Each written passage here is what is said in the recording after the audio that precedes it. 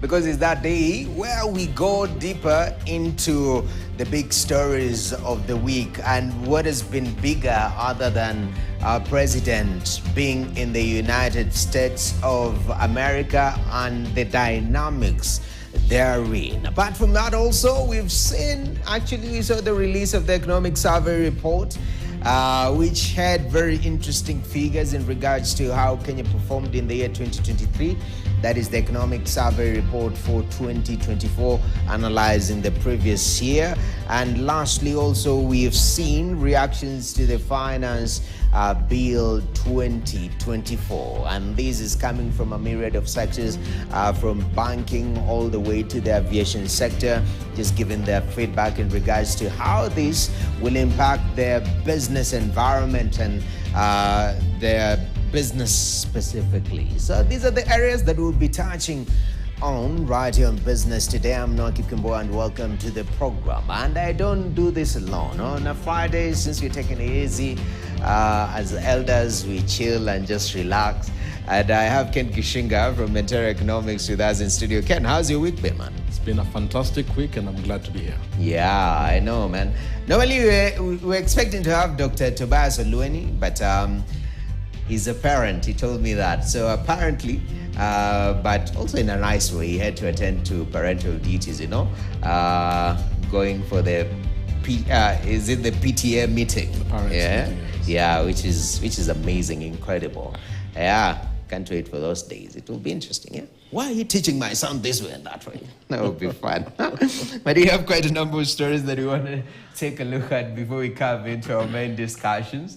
And we're starting with matters climate change, where the recent torrential rains across the country and the greater East African region have highlighted the devastating impact of climate change, causing significant loss of life, property, damage, and socioeconomic disruption. Now, climate change adaptation, mitigation, and disaster management is key in addressing these climatic changes as Kenya angles and actually moves closer to the Vision 2030. Key stakeholders from government, ministries and departments, policy think tanks have today met in a bid to address this particular issue. Take a look. The concern for us as Kenyans is to figure out how to join the dots together, how to put all the pieces together. We have climate change plans, we have a lot of researches and studies and reports which have been done over the last 60, 70 years of our independence. We know exactly what the problems are, but we're having a lot of silo mentality in government and in the private sector and in other places. So what we do at Ruwaza Center is we bring everyone together in the room, because we firmly believe that all the answers are inside our heads, and all the answers are inside government, and all the answers are inside the wananchi. If we crowdsource thinking, we can solve any problem in this country. One of the things we've been discussing this morning is the President's 15 billion tree target. 15 billion sounds like a lot, but it's not a lot. What we need is to take that big number and forget about the big number. Individualize action to yourself.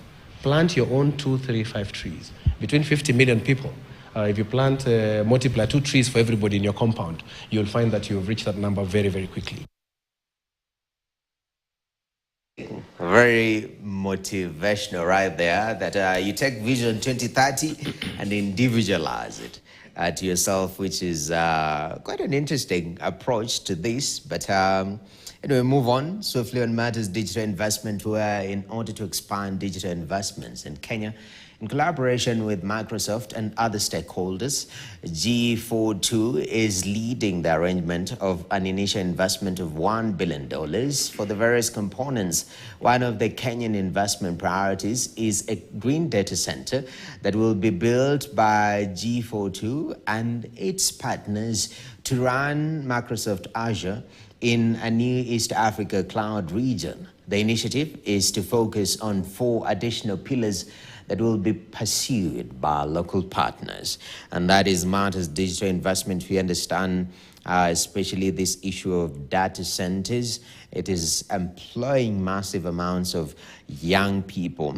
And just to touch a little bit on the sideways, the issue of mental health in those spaces, I don't know what's happening there, but some of my friends who work in this area, they've raised some pertinent issues that need to be brought to light too, as much as you're getting jobs, but are we working in also a conducive environment? That's a discussion to be held as time goes by. But let's talk matters IT, where Huawei has today held its annual IT Day, introducing infrastructure through experts and exhibitions. The event themed Unleash Data Power Toward an Intelligent Era. IT Day is Huawei's flagship event held annually, showcasing Huawei enterprise products and solutions. The theme of this year is Unleash Data Power Towards the Intelligent Era. Today, we are going to update the architecture of flash to Allison, with end-to-end flash storage, Ocean Star Dorado, Ocean Protect, and Ocean Star Pacific. We will also showcase 4 scenario data protection solutions to address the growing threat for your IT infrastructure. Huawei's strategic tech architecture for the future of the data center is flash to anything. So here we are saying, let's have a flash, which is fully SSDs at the production. Let's have flash at the backup, because of the current backup window is very small. We need to be able to back up or recover at that backup window. Then let's have anything at the archival model, where we need to be able to mine the data and have value of the data. So flash to anything, end-to-end acceleration. So it's improved architecture of the future, guarantee application requirements. How do you know something, a piece of data is good or bad, right? If it has been encrypted, for example, attacked already, and we use AI technology for this type of detection, right? That you have to be able to find what is normal, what is not normal, right? And what is not normal, for example, we use something called entropy, which is a math function that measures the randomness of the data. And if the entropy or randomness of the data goes way up compared to the other, let's say, backup copies, then it's an indication that somebody is attacking it, right? So that's, and we have other examples, but it's just one example. All right, now we are starting off our BizChat segment, and our top story this week, our president was not in the country, but he was in another country.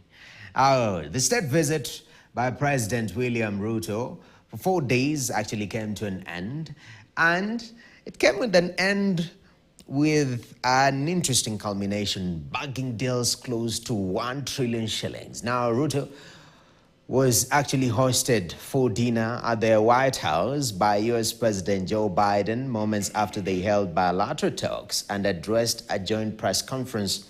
Ruto actually was in the United States for this 4-day visit, and here's how it went.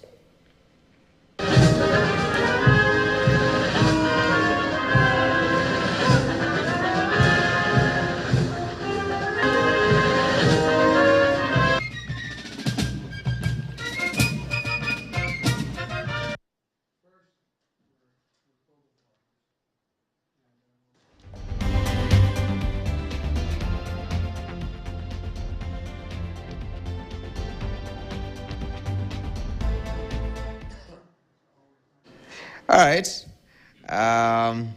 that's quite interesting. So, actually, Ruto, in more than 2 decades, is the first. This is sort of monumental for President William Ruto, for Kenya specifically, and even business-wise, we'll take a look at some of the business dealings that went by Ken.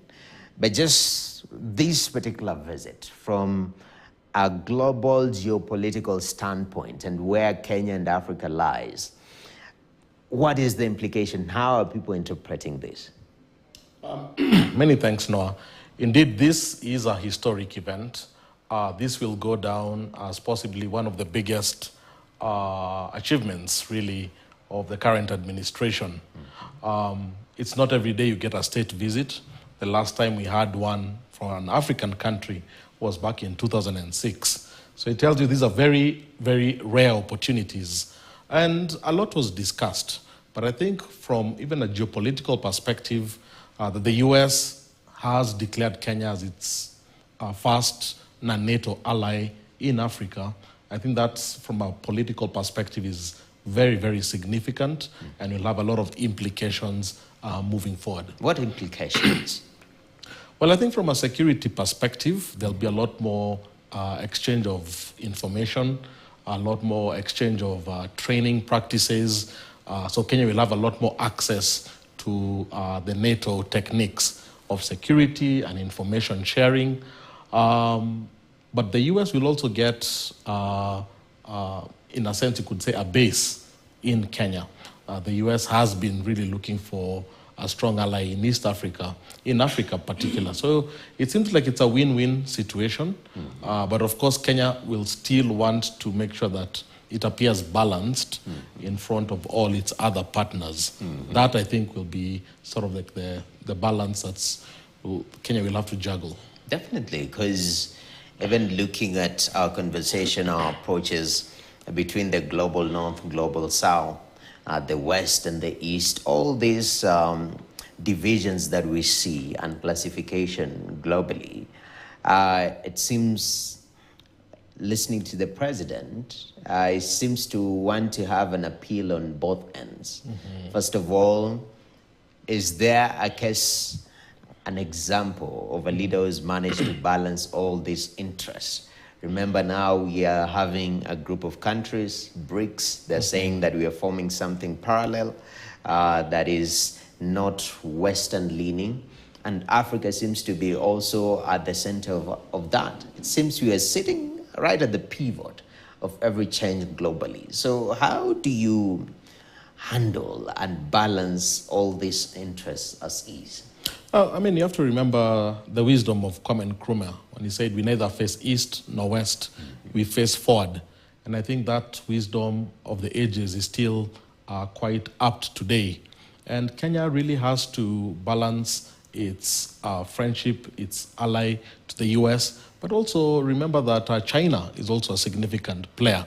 And of course, in the same week, we saw China committing to extend the SGR all the way into DRC. So that's a good thing. So it tells you our foreign policy is still working. And I think Kenya will continue to play in that sweet spot in the middle. But definitely being declared a non-NATO ally, I think that is a very heavy pronouncement, really. Okay. And talking about the goodies from the United States of America, from this dealing and this visit order, matters infrastructure. The president signed a deal for the 477 billion shillings Usahihi Nairobi Mombasa Expressway project. Okay. Military assistance, you mentioned that. US gifts Kenya 16 refurbished aircraft, including 8 choppers. We'll also receive 8 MD-500 helicopters between late 24 and mid-2025 to bolster regional peace and security. Then the issue of combating corruption, Kenya actually said to receive 561 million shillings from the United States for anti-corruption initiatives. I don't know how to perceive this, because we know a problem with corruption. Matters police reforms, Kenya will receive 924 million shillings from the US for the modernization and professionalization of the National Police Service. I think this is very critical. Then electoral reforms, it seems a lot of funding are going towards reforms. Kenya to get 198 million shillings in support for Kenya's electoral reforms ahead of 2027 elections. The other one, of course, is military training. As you've mentioned, KDF candidates to start courses at the U.S. Military Academy, the U.S. Naval Academy, and the U.S. Air Force Academy. So maybe a little bit on the infrastructure bit, because that is an area that we've seen China dominate when it comes to infrastructure in Africa. It seems there is something good that even the US, apart from this assistance, but it seems there is so much interest in investing in infrastructure since the continent and the country has an infrastructure gap. Absolutely. And I'd say the seeds for this were actually planted back in 2015 when Obama visited Kenya back in 2015. And at that time, there was a feeling that China had really made a lot of inroads in Africa, and the US needed to keep up. The politics of the time maybe did not allow Obama to finish what he would have wanted to see, and that's why even in this state visit, you could see Obama really in the background, really meeting some of the Kenyan cabinet ministers who attended. So you can see this has been a long-term planning, and obviously when you talk about China making inroads in Africa, no pun intended, but it really was on infrastructure. Yes. It was on the standard gauge railway, it was on the highways, what China calls the Belt and Road Initiative. And of course, not only do those projects come with big ticket in terms of amounts paid to contractors, very lucrative business deals, but they also give countries a lot of influence because now China, for example, has a lot of influence on what the SGR can do. And I think that's the strategy. But there's more to infrastructure beyond the physical infrastructure. There's a digital infrastructure, which I think America has also tried to show the case that it's above China. We've seen the challenges like Huawei has had in America, per se. And I think it's part of what America is putting on the table, that we can also help you not only with the physical infrastructure, but also the digital infrastructure, security infrastructure, what you've talked about, and even the trainings that come. Talk about the United States Military Academy. That's probably one of the best military academies, particularly the one at West Point. So definitely, I think Kenya will be looking at this as a big opportunity. Yes. But for me, I think what I was really hoping to see was things on the agriculture space. Okay. For me, I think that is where the big opportunity. I was hoping to see America opening up its agriculture market to Kenya. That really, for me, is where the needle meets the dial. And I think I didn't see enough of that. So hopefully there'll be a bit more push. It's a very sensitive area, but for me, that's an area that can have huge impact on farmers here in terms of accessing the huge 300 million people American market, which is highly protected. Exactly. And highly, but I was really hoping to see a bit of traction in that space, but we didn't quite see that. I know, and even the trade agreement that we've been going back and forth, those were some of the issues that were coming up. Very, as you say, sensitive issues. Before we leave this topic, there is the element of, and I'm glad we had Kenyan journalists. I think that is one of the unique things that we've seen with this state visit, where the president was accompanied with journalists from the home country. Initially, it never used to happen. The president would just park and have a good time out there. But you've seen Kenyan journalists. And one of the questions that came up is the priority of the country. And this touched on the issue of Haiti. All right? And it seems to be a very huge political issue. The president doubled down and said, yes, we will assist with this human capacity building and having some of our personnel attend to the situation in Haiti. Now, marry that, Ken, with the U.S. is entering an electioneering period. I don't know how does that, is it one of those touching points that maybe it will be an issue?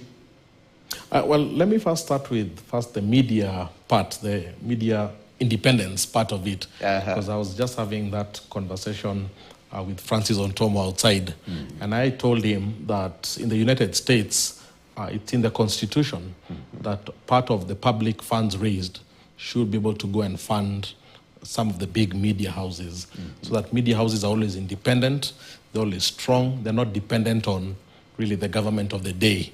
And that needs to be put in the Constitution. The way political parties have a right to some funding, that's what one thing America has done, and that's why you find its media sector, very vibrant, very independent, very bold, despite who is in the White House. For, I think, the particular one that where we saw the journalist really very bold, putting the questions on Haiti, I think that was very pertinent because these are Kenyan lives that are being put, and for a lot of people, insecurity is still a problem here in Kenya, in the North Rift, across the country, even here in Nairobi. And I think that was really an important remark. Joe Biden seemed to be convinced that Kenya can be able to make traction there. A lot of people were asking if the US has not been able, with its own mighty military, you know, how much can a smaller Kenyan, not even military force, but a police force, you know, do? So there are very strong questions that have been put. That it's a political year, but it seemed that a matter that there has been no clear articulation of it. It almost seems that it's already been agreed upon, and it's going to happen. How it's going to be articulated through the PR, through the media, seems to be very undecided, and you could see from the leaders' perspective, it was somewhat that's still a hot potato. And I think it'll be, in the end, I think it's going to be a very hot potato, even towards election, both in Kenya and in the US. Yes, that's quite interesting. But I'm glad there is a level of growth. You know, a lot of people, the question is, the visit was quite historic. From a geopolitical space also standpoint, is it the tradition for a Western power to have their point person on the continent? And is it something that we also see from the East? Because it seems China, they work with whoever is willing to work. We move things. But symbolism seems to be huge when it comes to the Western powers, the United States of America. Is it something that with this state visit is coming out quite strongly? Well, no, I think one has to reflect on the 90s. If you go back to the 90s, almost all African countries were pro-West, were really looking at the US and getting support from the IMF and the World Bank. I think the problem then were the many conditionalities that were being tied to the support.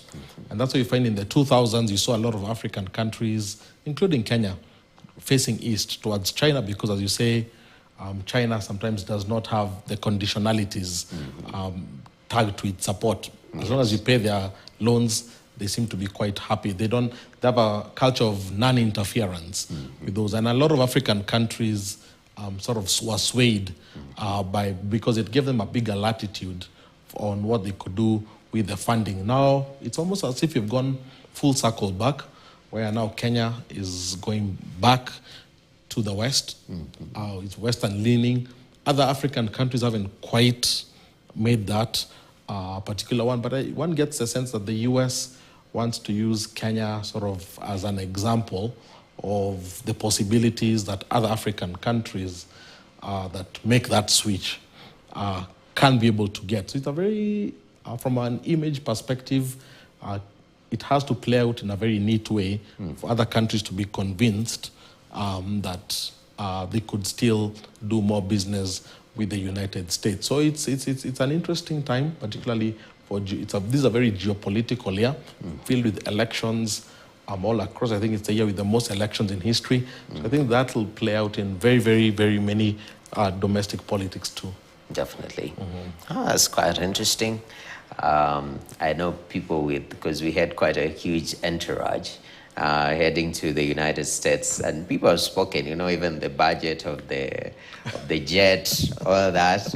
I don't want to get into all that, but optics seems to be a huge thing, especially where we are economically, and the challenges facing this country. So it's quite interesting to see those discussions going on in the public sphere. But we want to take a short break, Ken. When we come back, we have the economic survey report that was released.